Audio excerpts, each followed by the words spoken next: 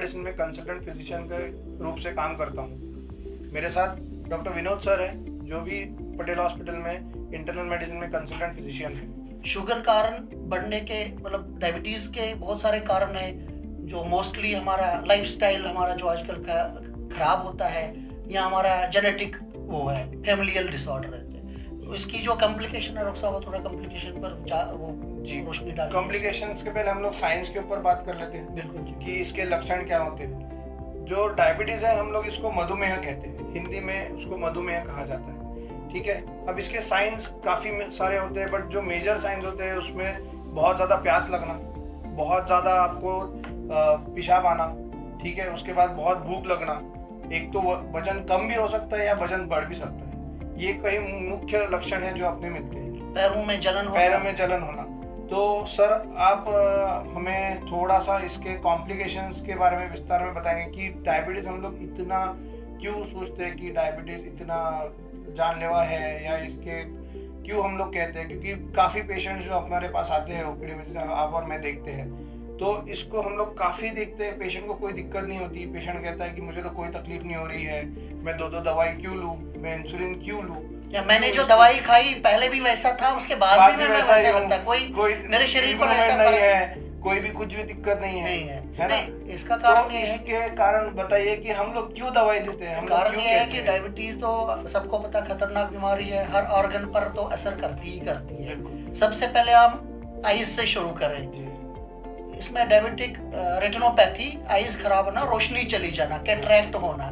उसके बाद आपको अधरंग का दौरा पड़ सकता है, सीवीए, जिसमें इंफ्राक्ट, लकवा मारना, लकवे की दिक्कत। उसके बाद हम नीचे आए तो हमारा हार्ट अटैक होते हैं, डायबिटिक मायोकार्डाइटिस हो सकता है, हार्ट अटैक हो सकता है। तीसरा फिर हमारा होता है गुर्दे खराब होना, जो सबसे मेन इसमें होती है कि डायबिटिक नेफ्रोपैथी, प्रोटीन लॉस होता है। तो उसमें हम जैसे कुछ अर्ली इन्वेस्टिगेशन करनी है, क्रेटिनिन हमें देखना है, यूरिन का टेस्ट करना है। अगर आप ये नहीं करेंगे तो आप तो डायलिसिस और ट्रांसप्लांट पर ही सीधे। सर तो इसका कोई लीवर पे असर पड़ता है? जी, उनमें फैटी लिवर और आगे फैटी लिवर सिरोसिस में लिवर खराब। बिल्कुल, यानी आप कहते हैं कि लिवर पर भी हो सकता है, पैरों में भी फर्क पड़ सकता है। पैरों में पैरेस्थीसिया होता है, आपको न्यूरोपैथी जिसको बोलते हैं, डायबिटिक फुट जख्म हो सकते हैं, चारकोट जॉइंट हो सकती है, आपका पैर भी उसमें फिर आगे काटना पड़ सकता है, अपाहिज होने का डर। सर पेशेंट हमें कहते हैं कि सर डॉक्टर साहब आप तो बहुत डरा देते हो, शुगर आती है तो बहुत डर जाते हैं। तो आपने कभी पेशेंट देखे हैं जो अनकंट्रोल शुगर के हो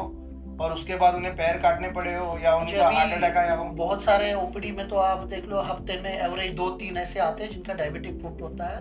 तो अभी हमने, मुझे लग रहा पिछले हफ्ते 1 या 2 में जिसमें एम्पुटेशन भी करनी पड़ी हमें, जिनकी बहुत ही हालत खराब थी, हड्डियां गल गई थी, इतने जख्म, इन्फेक्शन हुआ था, इन्फेक्शन कारण उनका ब्लड प्रेशर लो हो गया था। जो हम लोग वही कहते हैं कि हम लोग इतना डरते क्यों है शुगर से, क्योंकि आप जो सब हम लोग बता रहे हैं कि जो सारे कॉम्प्लिकेशंस होते हैं, तो ये कॉम्प्लिकेशंस इरिवर्सिबल है। इरिवर्सिबल यानी इसके बाद इसको हम लोग कोई सुधार नहीं पाएंगे, इसका परमानेंट इलाज नहीं हो पाएगा। जैसे अगर किडनी खराब हो गई तो किडनी के खराब होने के बाद सिर्फ डायलिसिस किया जा सकता है, या फिर उसको बदला जा सकता है। तो इतनी भयंकर बीमारियां हो सकती है। हार्ट अटैक हो सकता है, अगर हार्ट कंप्लीटली फेल हो सकता है। ये काफी जानलेवा बीमारियां हैं, इसलिए हम लोग कहते हैं कि शुगर इतनी जरूरी है। इसमें हमें कुछ इन्वेस्टिगेशन करें, आप जरा उस पर रोशनी डालें, क्या क्या इन्वेस्टिगेशन, ठीक है, रेगुलर कैसे इन्वेस्टिगेशन करनी है, कैसे करनी है हमें। बिल्कुल, जैसे हमने अभी कहा कि इसके बहुत सारे कॉम्प्लिकेशंस हैं। शुगर ऐसी बीमारी है जिसके कारण सर से लेके पांव तक सारी की सारी आपको दिक्कत हो सकती है। तो हमने कोई टेस्ट होती है जो आपने साल में 1 बार करनी चाहिए, कोई टेस्ट होती है जो हर 3 से 4 महीने में करनी चाहिए। तो जो पहले साल में 1 बार जो टेस्ट करनी चाहिए वो मैं आपको बता देता हूँ। सबसे पहले तो हमने आंखों का चेकअप करना चाहिए, इसको हम लोग फंडस एग्जामिनेशन कहते हैं। फंडस एग्जामिनेशन बेसिकली रेटिनोपैथी के लिए दिखाने के लिए होती है। उसके बाद हम लोग ईसीजी कर सकते हैं, किडनी के लिए पेशाब की जांच, सीरम क्रिएटिनिन, ये 2 जांच कर सकते हैं। लिवर के लिए लिवर फंक्शन टेस्ट करना जरूरी है। ये अगर बेसिक इन्वेस्टिगेशंस भी हमने साल में 1 बार भी किए, और एक बार अल्ट्रासाउंड भी कर सकते हैं फैटी लिवर देखने के लिए, फैटी लिवर और अपना किडनी का जो स्टेटस है। बिल्कुल, अगर आप ये पहले ही पकड़ ले तो हम लोग ये साल में 1 बार क्यों करना चाहते हैं, क्योंकि हम चाहते हैं कि अगर थोड़ी सी भी शुरुआत अगर हुई हो, जिसके चांसेस हो सकते हैं शुगर के पेशेंट को, तो हम उसको पहले से पकड़ के रखें, हम लोग उसको विथहोल्ड कर सके, हम लोग उसका प्रोग्रेशन डिले कर सके, क्योंकि जिस स्पीड से अगर वो बढ़ता है उसको हम लोग कम कर पाए। क्योंकि इस बीमारी को अगर इसके बाद अगर कोई भी वाइटल ऑर्गन खराब होता है तो आपको काफ़ी दिक्कतें का सामना करना पड़ सकता है। फिर दूसरी टेस्ट होती है जो आपको 3 महीने में एक बार करनी है, जिसको हम लोग कहते हैं HbA1c। ये होती है बेसिकली आपकी 3 महीने की इकट्ठा शुगर। अब हम लोग ये क्यों करते हैं सर, आप बताएं। इसका ये होता है कि हमें एवरेज शुगर 3 महीने में एवरेज शुगर कितना होता है, ये हमें रेड ब्लड सेल्स जो होते हैं उस पर ये मान लो कि शुगर की कोटिंग होती है। रेड ब्लड सेल की लाइफ होती है 120 दिन के आसपास, तो उन्हें 3 महीने, तो इसलिए उसमें कितना शुगर है वो 3 महीने का एवरेज हमें पता चल जाता है। बिल्कुल। तो सर मेरे को बताइए कि इससे अपने को इम्पोर्टेंस क्या है। जैसे हम लोग तो खाली पेट की शुगर भी करके देख सकते हैं, रैंडम भी कर सकते हैं, तो HbA1c क्यों करना चाहिए? इसमें यही कि एवरेज 3 महीने का क्या शुगर है, कितना आप जो आप मेडिसिन दे दोगे तो 3 महीने में आप कितना कंट्रोल उसको हम लोग कितने आप डाउन करोगे। मतलब जैसे HbA1c का टारगेट होता है हमारा 7 के नीचे 6.5, मतलब वो होता है, वो 5.5 तो हमारा नॉर्मल है। तो इसको हमें लगभग 1 मंथ में लगभग एक मतलब वो करना है, 1 डिग्री आप मान लो लेमैन की लैंग्वेज में, वो उसके हिसाब से हमें वो करना है। तो उसमें हम देखते हैं कि हमारा ट्रीटमेंट सही है कि नहीं है। फिर इमीडिएट उसके लिए हम रैंडम शुगर कर सकते हैं, फास्टिंग और पोस्ट पेरेंटल। फास्टिंग और खाली पेट 8 घंटे का, पोस्ट पेरेंटल होगा जो आपने नाश्ता सुबह किया और उसके बाद 1.5 और 2 घंटे के बीच में। तो जो फास्टिंग होना चाहिए वो हमारा 70 और 110 के बीच में होना चाहिए, और पोस्ट पेरेंटल हमारा ये मान लें कि 100 और 148-150 के बीच में होना चाहिए। ये टारगेट हमारा है। टारगेट बहुत जरूरी है, जितना हम टारगेट अच्छा रखेंगे उतना हमारा कॉम्प्लिकेशन कम होगा। अब जो HbA1c होता है और जो हम लोग रैंडम शुगर करते हैं, जो आप आके हम लोग तुरंत कर लेते हैं, इसमें फ़र्क यही है जो सर ने बताया है कि हमें अगर सिर्फ आप अगर रैंडम शुगर करके आते हो तो हमें पिछले 3 महीने का जो इतनी अच्छी टूल है वो हमें नहीं पता चलेगी। इसलिए HbA1c बहुत ज़्यादा ज़रूरी है। ठीक है सर, आप मुझे बताएं कि चलो अपने शुगर लेवल्स के बारे में ही बात थोड़ा सा बता देते हैं। जो नॉर्मल पेशेंट होते हैं, जो नॉर्मल विजिट पे आते हैं या नॉर्मल शुगर करते हैं, तो इनमें नॉर्मल शुगर कितनी होनी चाहिए फास्टिंग और खाना खाने के बाद? फास्टिंग हमारा टारगेट होता है 70 से 110 के बीच में नॉर्मल फास्टिंग, और जो खाना खाने वो 100 और 150, ओके, 140 तक हमारा टाइट अच्छा कंट्रोल है। नहीं, जैसे नॉर्मल को पेशेंट है जिसको डायबिटीज ना हो, तो ये 70 से 100 हम लोग पकड़ेंगे कि जो नॉर्मल है, क्योंकि आजकल प्री डायबिटीज नामक भी एक टर्म आ चुका है जो जिसमें 100 से 110 जो है वो खाली पेट के शुगर में रह सकता है। उसमें भी HbA1c का बड़ा रोल है कि जिसका 6 के आसपास है, 5.6 वो प्री डायबिटिक गिनते हैं हम उसको। अब सर अगर कोई पेशेंट आपके पास आता है जो पहली बार आया है, जिसको मैंने अभी जो लक्षण बताए हैं, सपोज पेशेंट आया, वो कहता है कि सर मेरे को पॉलीयूरिया हो रहा है, पॉलीडिप्सिया हो रहा है, यानी ज़्यादा प्यास लग रही है, ज़्यादा पेशाब लग रही है, तो उसकी हमने शुगर कराई रैंडम शुगर, क्योंकि अब HbA1c तो आने का टाइम लगेगा, बट रैंडम शुगर कराई और वो 200 के ऊपर आ गई, तो हमने आगे कैसे बताना चाहिए? पेशेंट को क्या पता चलना चाहिए? जैसे अगर बाहर से शुगर करके आए सपोज, तो उसको क्या डेफिनेटली उसका आगे वेलवेट तो करना ही है हमें। जैसे हमने फास्टिंग उसका करना, पोस्ट पेरेंटल करना, हमें उसका हम थोड़ा क्रेटिनिन करेंगे, यूरिन में देखेंगे कि प्रोटीन तो नहीं है, शुगर लॉस तो नहीं है, शुगर जो शो करते, उसको थोड़ा हम लाइफस्टाइल मॉडिफिकेशन पर डालेंगे पहले। उसको 1-2 बार हम फास्टिंग और PP रिपीट करेंगे। हाँ, अगर डेफिनेटली हाई शुगर है तो हम उनको ट्रीटमेंट पर डाल सकते हैं। तो वो डिसाइड करेंगे। जैसे 2 टाइप की डायबिटीज़ होती है हमारी usually, type 1 and type 2। Type 1 जो बच्चों में होती है, हम जुवेनाइल डायबिटीज़ बोलते हैं, जिसका इंसुलिन ही लगना है, और टाइप 2 जिसमें हम मेडिसिन भी शुरू कर सकते हैं, OHA बोलते हैं उसमें, या इंसुलिन। तो वो तो अलग विषय है, मतलब वो तो सबको बताइए, चलो गोलियां खानी है, इंसुलिन लगना है। तो मेरे कई पेशेंट आते हैं जो मुझे ये पूछते हैं कि सर क्या आप सिर्फ गोलियां ही दोगे क्या? तो हमारा यही कहना है कि सिर्फ गोलियों से कंट्रोल नहीं होता, आपको साथ में आपके जो लाइफस्टाइल मॉडिफिकेशन है जिसके बारे में हम आगे बात करने हैं, वो भी बहुत जरूरी है। कई पेशेंट्स तो हमने इस तरीके से भी ट्रीट किए हैं जो अभी गोली नहीं खाते, जो सिर्फ और सिर्फ लाइफस्टाइल मॉडिफिकेशन, डाइट और एक्सरसाइज के भरोसे ही उनका कंट्रोल हो चुका है। तो ऐसे भी काफ़ी पेशेंट्स हैं जो हमने दिखे हैं। तो मुझे काफ़ी पेशेंट ये पूछते हैं कि सर गोली बिना खाए कंट्रोल कर सकते हैं? हर किसी में पॉसिबिलिटी तो नहीं है, पॉसिबिलिटी तो नहीं है, लेकिन हमें एक पॉसिबिलिटी तो रखनी पड़ेगी उसमें। बिल्कुल। और हमें हम लोग लाइफस्टाइल मॉडिफाई तो दवाई का करना ही डोज पड़ेगा। शायद बहुत ज्यादा कम कम भी भी कर हो सकते हैं सकता है, उसकी कम वजह हो से, सकता है। या हम लोग बंद भी कर सकते हैं अगर डाइट कंट्रोल और मॉडिफिकेशन, लाइफस्टाइल मॉडिफिकेशन जो होता है। डेफिनेटली हम वेट इनका रिडक्शन करेंगे, बिल्कुल। अगर बीएमआई उनको कम करेंगे जो। सर तो सबसे बड़ा जो सवाल आज आता है काफी लोगों में, एक ये भी है, वो कहते हैं कि एक्सरसाइज करने से सब कंट्रोल हो जाता है। तो आप क्या बता पाएंगे कि कितनी एक्सरसाइज करनी चाहिए, कितना वर्कआउट करना चाहिए? नहीं, ऐसा तो बहुत ही हैवी वर्कआउट जो लोगों की धारणा वो नहीं है, इसका थोड़ा नियम है। एक्सरसाइज करनी है, मान लो कि 45 मिनट की ब्रिस्क वॉकिंग डेली, कम से कम 6 दिन हफ्ते में, 30 मिनट टू 45 मिनट जो अभी नए ब्रिस्क वॉकिंग अमेरिकन चलना है, अच्छा खासा चलना है। जो हमारे अमेरिकन डायबिटीज एसोसिएशन का गाइडलाइन आया है वो यही कहता है कि 150 मिनट एक हफ्ते में हमने वॉकिंग करना चाहिए। तो 30 मिनट 5 दिन के लिए हिसाब से आता है, बट आप इसको धीरे धीरे इंक्रीज कर सकते हैं। मैं मिनिमम तो 30 और 45 मिनट के बीच अब में सर करना चाहिए। ये जो सवाल है मैं पूछना चाहूंगा कि फिर क्यों इतना ही कम करना? क्योंकि लोग कहते हैं कि सर फिर ज्यादा कर लेते हैं हम लोग एक्सरसाइज। नहीं, अब देखिए, डेफिनेटली आप किसी न किसी ट्रीटमेंट पर तो जाओगे ही, गोलियां खाओगे, तो उसमें हैवी एक्सरसाइज करने में आपको हाइपोग्लाइसीमिया का बिल्कुल बहुत खतरा तो होता है, एकदम डाउन, शुगर डाउन होने का खतरा होता है। बिल्कुल। अगर आप पहले दिन ही अगर ज्यादा कर लेते हो, तो अगर आप पहले दिन सपोज 1.5-2 घंटा वर्कआउट करने चले गए, स्विमिंग करने चले गए, तो ना एक ग्लूकागॉन नामक चीज होती है जो अपने शरीर से रिलीज हो सकती है, उससे शुगर बढ़ भी सकती है, जिसकी वजह से आपका शुगर लेवल ज्यादा रहेगा, जिसको हम लोग हाइपरग्लाइसीमिया, ग्लूकागॉन इंड्यूस हाइपरग्लाइसीमिया कहते हैं। क्योंकि आप ज्यादा एक्सरसाइज पहले दिन ही अगर आपने 1.5-2 घंटा एक्सरसाइज कर ली, या फिर दूसरा आपका ऑक्साइड लेवल्स अगर रिलीज हो सकते हैं, अगर ज्यादा एक्सरसाइज करते हो तो ऑक्साइड लेवल रिलीज होगा, जिससे आपको शुगर लेवल कम भी हो जाएगी। तो इसलिए मुझे लगता है कि हमने स्टेडीली धीरे धीरे इंक्रीज करना चाहिए, but minimum 30 minutes for 5 days once in a week आप कर सकते हो। 150 मिनट पर हफ्ते से शुरू करके फिर धीरे धीरे मुझे लगता है बढ़ाना चाहिए। लाइफस्टाइल तो बहुत ही जरूरी है, जिसमें हमारा डाइट कंट्रोल एक्सरसाइज के साथ, हम एक्सरसाइज करें लेकिन डाइट का कंट्रोल नहीं, खाते रहे बहुत सारी चीजें, तो वो तो पॉसिबल नहीं है। मतलब डाइट कंट्रोल, डाइट में भी है कि मील हम स्किप करें वो भी नहीं है, छोटे मील्स खाने, वीकेंड मील्स खाने हैं, पौष्टिक आहार खाना है, फाइबर डाइट खानी है, और जिसमें लो ग्लाइसेमिक इंडेक्स हो, तो जिसमें एकदम शुगर ना बढ़े। उसके बारे में थोड़ा, डाइट के बारे में थोड़ा बताओ, क्या क्या?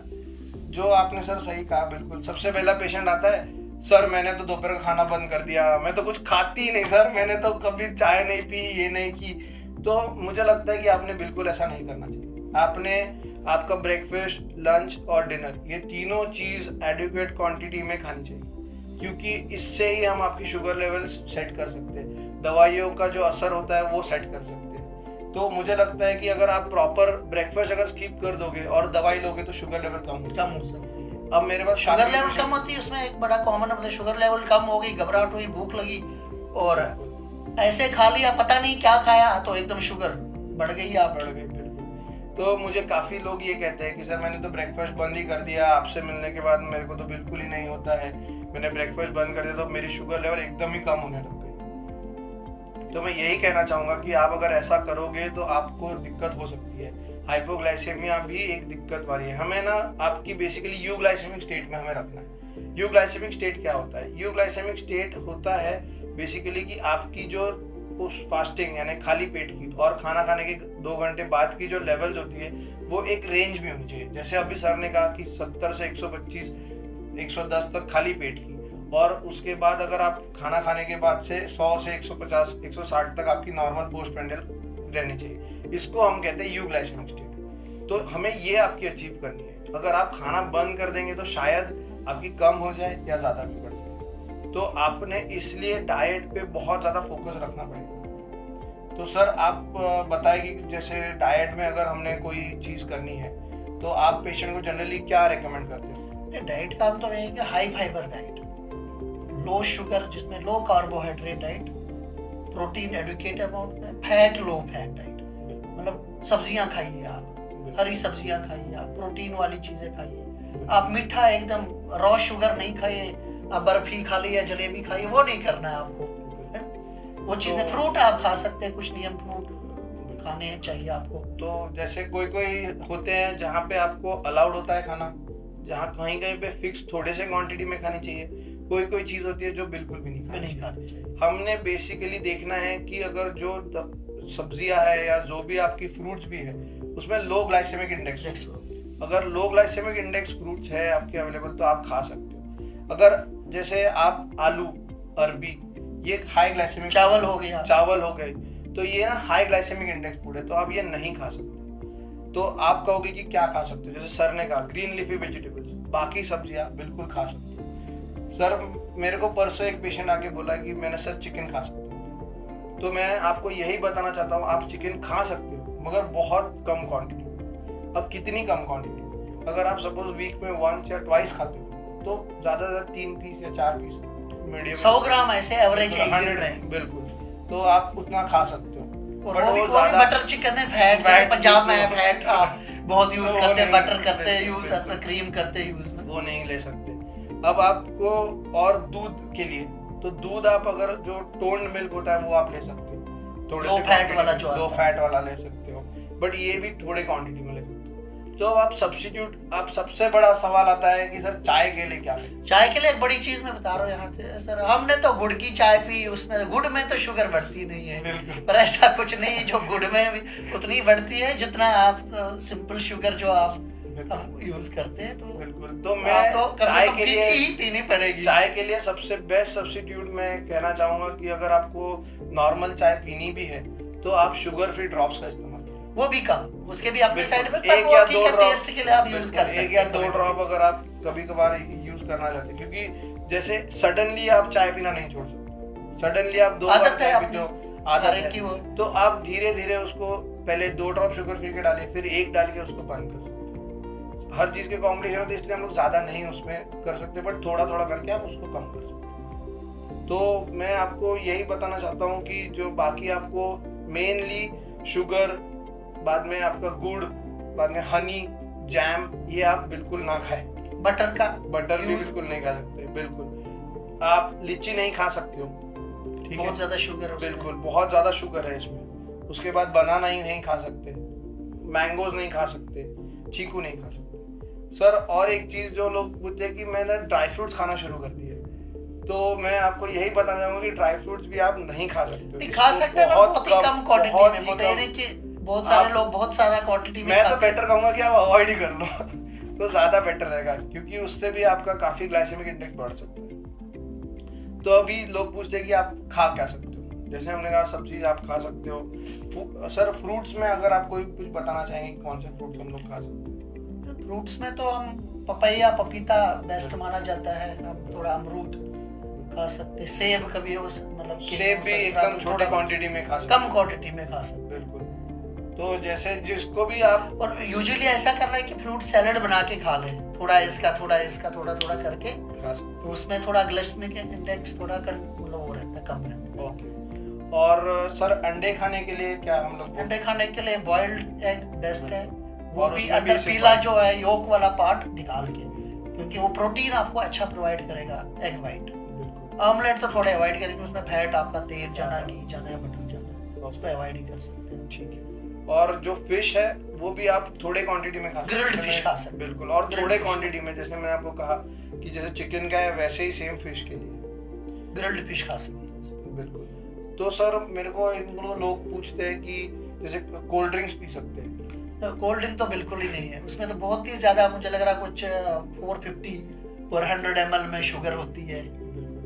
और बीच में काफी प्रोडक्ट्स ऐसे निकले थे जो diet product, diabetic diet product करके निकले थे, तो ये खाना भी अच्छा नहीं है, क्योंकि उसमें सिर्फ शुगर नहीं होते मगर बाकी बहुत सारे एडेड चीजें होती है जो अच्छी नहीं रहती। तो हम लोग तो कहेंगे कि फ्रेश चीजें खाइए, ज्यादा बेटर रहेगा, बेस्ट है घर का खाना, बिल्कुल खाइए, फाइबर डाइट खाइए, सब्जियां खाइए। सर अगर आप लोगों को कहना चाहें, दालें खाइए, कि चाय के लिए सब्स्टिट्यूट अगर कुछ कहना चाहेंगे? चाय देखो यार ट्रेडिशन है, चाय तो मैं कहूंगा कि बेटर है कि आप black tea, black coffee plain जो होती है वो ले सकते हैं, आप लेमन टी ले सकते हो, ये तो बहुत अच्छी तुलसी टी, लेमन टी आजकल कोविड में तो ले ही रहे लोग, तो बेटर ही है वो ग्रीन टी। और तो मुझे लगता है कि डाइट पे हम लोग इतना बात कर चुके हैं, तो आप समझ सकते हो कि हम लोग कितना डाइट पे एम्फेसिस देना चाहते हैं। तो हम लोग यही चाहेंगे कि आप, अगर आप डायबिटिक है तो आप दवाइयों के साथ, वो तो हमारी जिम्मेदारी, हम लोग है उसके लिए, बट आपका जो पार्ट है वो है, मुझे लगता है कि एक्सरसाइज और डाइट कंट्रोल। जितना ज़्यादा आप अच्छा रख पाओगे उतना ज़्यादा बेटर रहेगा। दूसरा एक लोगों में धारणा है कि इंसुलिन एक बार लग गई तो वो जिंदगी भर लग गई। बिल्कुल। वो चलिए लोग सर, को बड़ा अगर इंसुलिन के बारे में पूछते तो इंसुलिन के बारे में हम ये नहीं करेंगे कि चलो इंसुलिन के बारे में वो नहीं बताएंगे किस टाइप के इंसुलिन ये बताएंगे। हाँ, जहाँ नीड इंसुलिन की है वो तो है ही है, वो तो है। खासकर जहाँ किडनी पेशेंट है वहाँ बेटर इंसुलिन है। यहाँ आपको कभी इन्फेक्शन हो, कोई क्राइसिस हो, कभी हार्ट अटैक हो, उसमें इंसुलिन सर बेटर ही होता है। काफी पेशेंट ये पूछते हैं कि सर आप इंसुलिन लिख के दे रहे हो, तो इंसुलिन तो बहुत महंगा होता है, आपका क्या विचार है इस पे?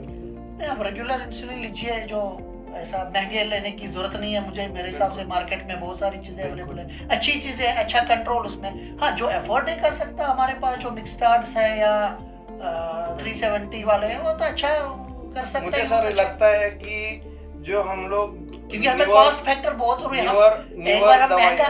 नीवर दवाई तो बहुत महंगी हो जाती है, तो अगर वो भी देखना है। हम लोग उस तरीके से अगर देखा जाए तो इंसुलिन तो सस्ता पड़ जाएगा एज कम्पेयर टू जो न्यूरो चीज है। तो मुझे लगता है कि एक्सपेंस के हिसाब से तो इंसुलिन महंगा नहीं है, वैसे डायबिटीज बेटर कंट्रोल भी है उसमें। वैसे सुविधा है थोड़ी लगाने पर, जो बंदा खुद एक बार सीख ले वो शायद बेटर कंट्रोल और खुद की शुगर मॉनिटरिंग करके थोड़ा, मुझे लग रहा है ऊपर नीचे वो इंसुलिन का डोज सीख भी जाता है टाइम के साथ। डेफिनेटली। और मुझे तो ये लगता है कि जो इतनी सारी महंगी दवाई लेने से, उससे अच्छा इंसुलिन ले तो 2 टाइम के इंसुलिन से भी सही रहे। मेरे पास एक पेशेंट आए थे जो 4 अलग अलग तरीके के दवाई खाते, एक सुबह, एक दोपहर, एक शाम, एक रात को। तो उससे अच्छा बेटर है कि अगर आप इंसुलिन ले पाए, आपकी लाइफस्टाइल भी अच्छी रहेगी। 1 बार या 2 बार इंसुलिन लगाना है दिन में, उससे भी कंट्रोल अच्छा हो जाएगा। प्लस मुझे ये लगता है कि सर डायबिटीज तो वैसे ही थोड़ी सी एक्सपेंसिव बीमारी है, क्योंकि एक बार ये लग गई तो आपकी दवाई, पक्की दवाई लग जाती है हमेशा, और कुछ ना कुछ बढ़नी है टाइम के साथ। 1-2 दवाइयाँ आपको कोई कोलेस्ट्रॉल की भी खानी पड़ती है, ब्लड प्रेशर की भी खानी पड़ती है, हार्ट की भी आगे खानी पड़ती है। सर मुझे दूसरा ये सवाल आता है लोगों से कि इंसुलिन के बहुत सारे कॉम्प्लिकेशंस होते हैं या इंसुलिन से डेथ भी हो सकती है, तो इसके ऊपर क्या कहना है आपका? डेथ तो नहीं होती, ऐसा कोई मेजर कॉम्प्लिकेशन है। हाँ, कुछ हाइपोग्लाइसीमियाज होते हैं, मतलब शुगर कम होने की, पर उसका है कि आप शुगर मॉनिटरिंग रखिए। और हाइपोग्लाइसीमिया के जो सिम्टम है उसकी आपको अवेयरनेस होनी चाहिए कि सिम्टम क्या है। उसको पहले ही आप शुगर करें या कुछ थोड़ा बहुत कुछ खा लें तो शुगर उसका आपका कंट्रोल, जैसे घबराहट होना, पसीना होना, वो चीज। बिल्कुल। अब दूसरी बात, लोग मुझे पूछते हैं कि क्या इंसुलिन लेना बहुत ज्यादा दर्दनाक होता है? तो सर मुझे लगता है कि जो नॉर्मल इंजेक्शन होता है उससे एटलीस्ट 1/10 तो कम रहना चाहिए। आजकल सुइयां तो बहुत पतली आ रही है, तो कुछ पता नहीं लगता है, ऐसे कोई पता नहीं लगता, तो वो तो इतना सिंपल सा है जी। तो इसलिए मुझे नहीं लगता कि बिल्कुल भी आप उससे डरना चाहिए कि दर्द होता है। जहाँ मैं कहता हूँ जहाँ दवाइयों की जरूरत है, OHS की, तो वहाँ तो डेफिनेटली वही करेंगे, क्योंकि लोग एकदम इंसुलिन के फेवर में नहीं होते। लेकिन जहाँ इंसुलिन की नीड है, डेफिनेटली इंसुलिन लेना ही लेना चाहिए। और मुझे लगता है कि पेशेंट्स ने डरने नहीं चाहिए। ठीक है, तो अभी हम लोग, मुझे लगता है कि सर ज़्यादा टाइम ना वेस्ट करते हुए लोगों के सवाल देखते हैं क्या आते हैं उनके। तो पहला उनका सवाल है, ठीक है, इनका कहना है कि इनके फादर साहब की जो शुगर है वो बार बार लो हो जाती है। तो मैं यही कहूँगा कि इनकी जो शुगर लेवल लो हो जाती है, इसके पहले वो कोई दवाई लेते हैं या कोई इंसुलिन लेते हैं उसके लिए?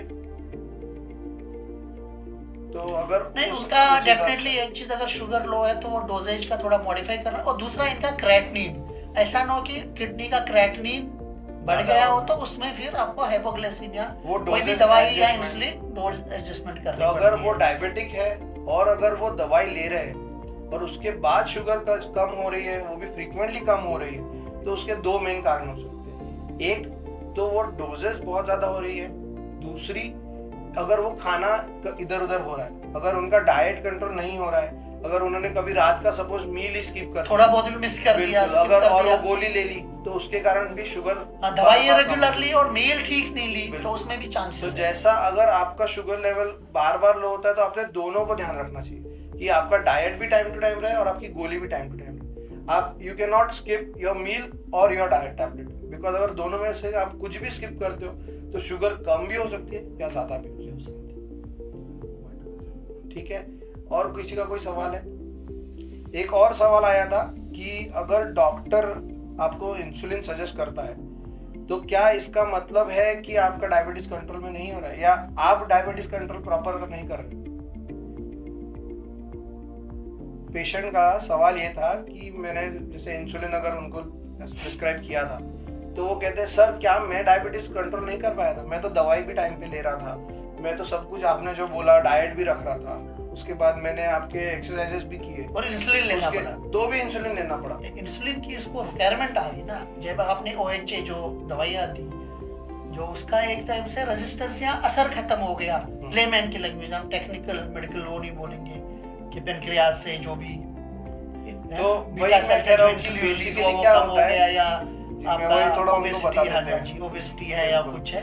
तो जैसे जैसे धीरे धीरे आपका डायबिटीज बढ़ता है, उसके साथ उम्र बढ़ती है, तो बेसिकली जहाँ से अपना इंसुलिन रिलीज होता है, जिसको हम लोग बीटा 1 सेल से रिलीज होता है, पैनक्रियाज एग्जॉस्ट हो जाता है बिल्कुल। तो ये क्या होता है कि ये थक जाते हैं, एक तरीके से इनकी डेथ हो जाती है, ये थक जाते हैं और इनका जो इंसुलिन लेवल प्रोडक्शन होता है ये कम होता है। अब आपको मैं यही बताना, तो बेसिकली डायबिटीज को जो हम लोग कहते हैं कि शुगर की बीमारी है, ये शुगर से ज्यादा इंसुलिन कम होने की बीमारी है। तो अगर आपको कुछ दिनों बाद दवाइयों से अगर असर नहीं पड़ता है तो इंसुलिन लेने के लिए आप बिल्कुल भी ना डरिए, ये मैं कहना चाहूँगा।